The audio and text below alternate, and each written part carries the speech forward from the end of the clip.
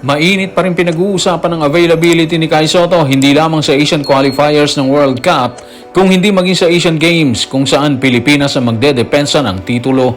Kinumpirma naman ni Coach Tim Cone na out na si Benny Boatwright sa hanay ng Gilas Pilipinas habang pasok si Justin Brownlee. Tutukan po natin ang lahat ng yan, pero bago yan, pakisubscribe, like and share na lang muna para pareho tayong updated. Habang papalapit ang Asian Games ngayong September, mas tumitindi ang mga katanungan tungkol sa magiging composition ng Gilas Pilipinas para depensahan ang titulo na nakopo ng grupo noong 2023 laban sa Jordan. At isa si Kai Sotto sa pilit sinisilip ng karamihang Pinoy. Ayon sa kanila, pagkakataon na nitong i-represent ang bansa.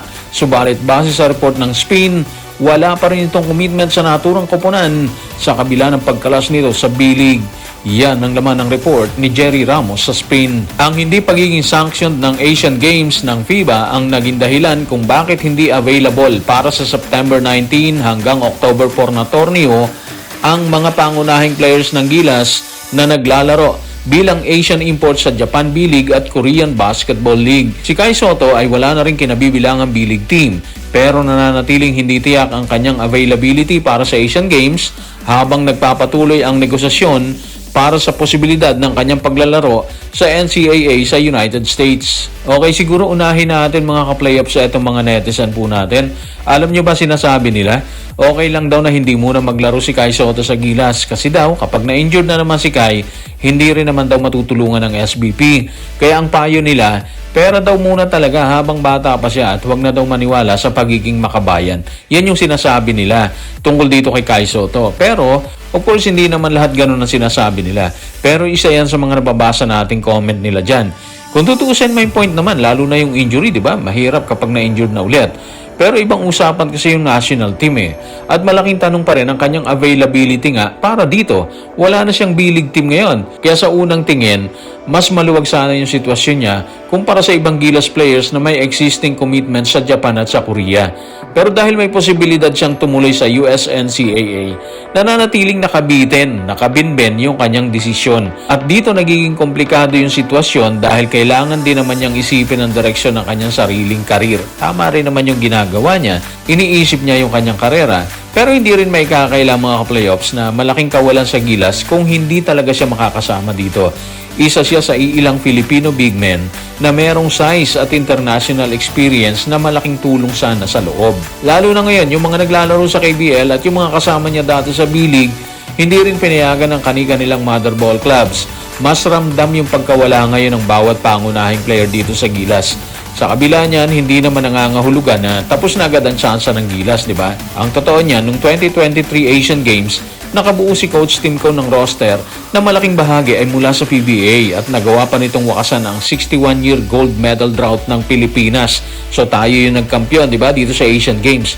Ngayon, kailangan na naman niyang gumawa ng tamang combination mula sa available na players para maipagtanggol yung titulo na nakuha nila noong 2023. Ang pinakamahalaga ngayon mga playoffs is magkaroon ng malinaw na desisyon si Kai Sotto sa lalong madaling panahon kasi nga kailangan siya dito sa gitna ng Gilas Pilipinas. Kung makakasama siya, malaking dagdag yan. Kung wala pang commitment si Kai Sotto sa Gilas Pilipinas sa parehong FIBA World Cup, Asian Qualifiers at Asian Games, inamin na rin ni Coach Tim Cone na maging si Benny Boatwright ay hindi rin posibleng makabilang sa hanay. Ayon sa veteranong coach, inalis si Boatwright ng organizing committee ng Japan, bunga na rin ang kawalan ng papeles na magbibigay daan para makakuha ito ng Philippine passport. Yan ang laman ng pahayag ni Coach Tim sa report ni Richard D. ng The Manila Times. Wala na si Benny, hindi siya makakapaglaro sa alinman sa dalawang torneo. May konting posibilidad na makalaro siya sa FIBA window laban sa Iran at Jordan. Ang Asian Games naman, gaganapin sa Japan pero hindi maging available si Benny dahil hindi dumating sa tamang oras ang kanyang mga papeles. Tinanggal na siya ng Japan sa listahan pero may maliit na posibilidad na makahabol siya sa FIBA window.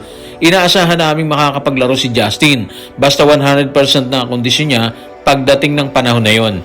Kaya sa madaling salita, si Justin ang inaasahan namin para sa FIBA window at si Justin din para sa Asian Games. So mahalaga yung paglilinaw ni Coach Tim Cone mga playoffs kasi direkta niya sinabi dito na wala na si Benny Boatwright para sa Asian Games habang may maliit na posibilidad pa lamang na makahabol siya sa FIBA window laban sa Jordan at Iran. Medyo malabo na rin yan sa tingin natin. Ayon sa ulat kasi, yun na nga, ang problema, yung kanyang papeles, kaya natanggal siya sa listahan ng Japan. Ang mas malaking point dito mga playoffs, yung sinabi ni Coach Tim na si Justin pa rin yung inaasahan para sa parehong FIBA window at dito sa Asian Games. Basta raw nasa 100% yung condition niya. Ibig sabihin yan, sa ngayon, bumabalik ang Gilas sa isang pamilyar na sandata.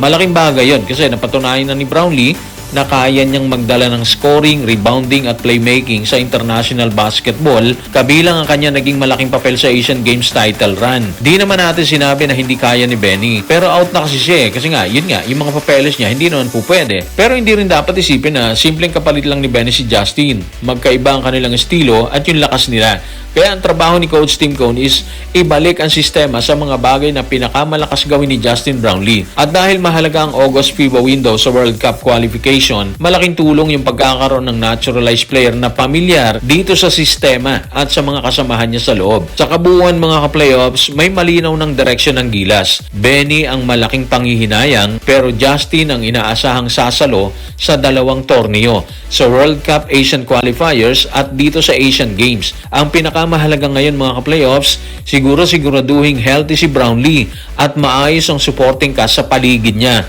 Meaning, kailangan maganda talaga yung composition ng Gilas player.